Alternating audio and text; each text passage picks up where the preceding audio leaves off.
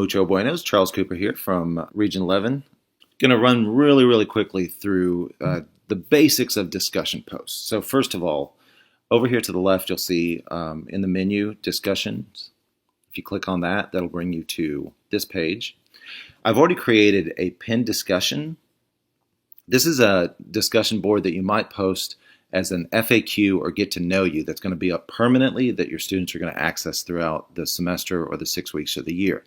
So up here, pinned discussions, here, discussions, general discussions where you have that back and forth that I think you would normally think of as a discussion board. And then down here, close for comments, and that means that the due date has passed. You're no longer taking new discussions. So to create a new discussion, you'll click this blue plus discussion button. You will title it, and then here in this field, you're going to type in your question, something like that. And let's say that I wanted to add an image. I'll click on this image box. You can either connect to an image that you have a URL to. Maybe you've already uploaded some image files to your Canvas course, but I'm going to go ahead and use Flickr here and look up an image called Vacation. There's a pretty one right there. This is the alt text title. Here are the dimensions. I'll go ahead and update, and then I'm going to center this.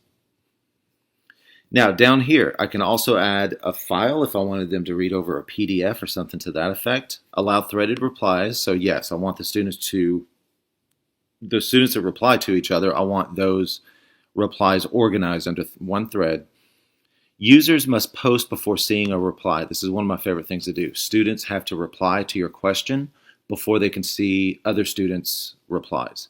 That keeps their original reply as pure of their own thoughts as possible without them looking over everybody else's and then going, oh yeah, I'm going to borrow this idea.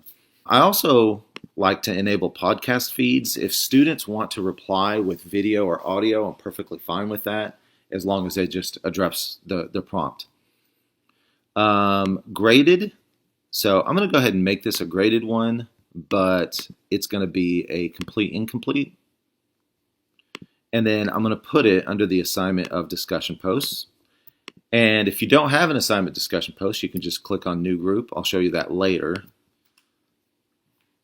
And then due dates, I'll just say June 3rd. And I'm going to keep it available until, let's say, June 17th.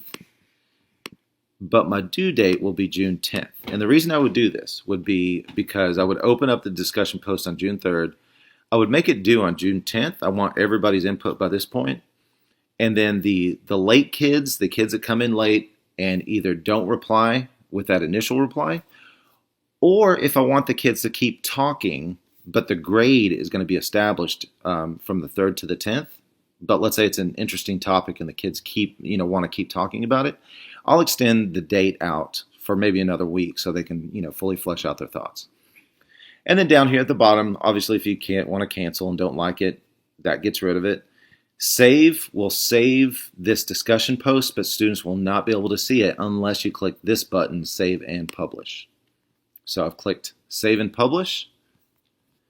And if I go back to my discussion page, so this is all ready to go. If I click on my discussions page, you'll see the Cooper Government FAQ here in the live discussion posts. I've got a pinned one up here at the top, so both of these are live, and you can tell because they're green and ready to go. Anything that's been closed is going to pop down here, and that is your first tutorial on discussion posts, just the basics. So keep your eyes out for our level 2 discussion posts where we get into the nitty-gritty. But for right now, that's it. Thanks, folks.